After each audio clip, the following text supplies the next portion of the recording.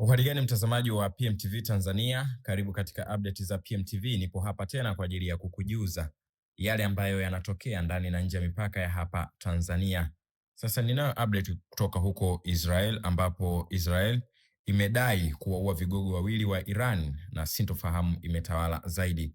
Israel imedai kumuua katibu wa Baraza Kuu la Usalama wa Taifa la Iran Al-Larijani pamoja na kamanda wa kikosi cha Basiji Gholamreza Soleimani katika mashambulizi mapya yaliyozua taharuki, huku Iran ikiwa bado haijathibitisha wala kukanusha taarifa hiyo.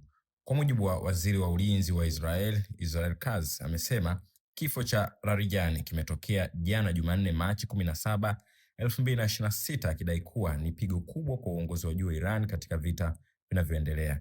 Hata hivyo, hali imeendelea kuwa ya sintofahamu baada ya vyombo vya habari vya Iran kuchapisha ujumbe unaodai kuwa umeandikwa na Larijani.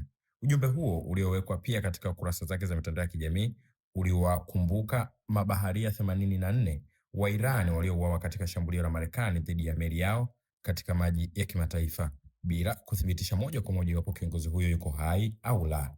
Kabla ya taarifa hizo, Larijani alionekana hadharani mara ya mwisho Ijumaa iliyopita akihudhuria maandamano ya siku ya Al-Quds jijini Tehran kwa kuunga mkono wa Palestina, akiwa pamoja na rais wa Iran Masoud Pezeshkian. Mpaka sasa mamlaka za Iran hazijatoa tamko kuhusu madai hayo, hali inayoongeza sintofahamu kuhusu hatima ya kiongozi huyo mwandamizi. Tutaendelea kukusogezea update zaidi, kaa nasi.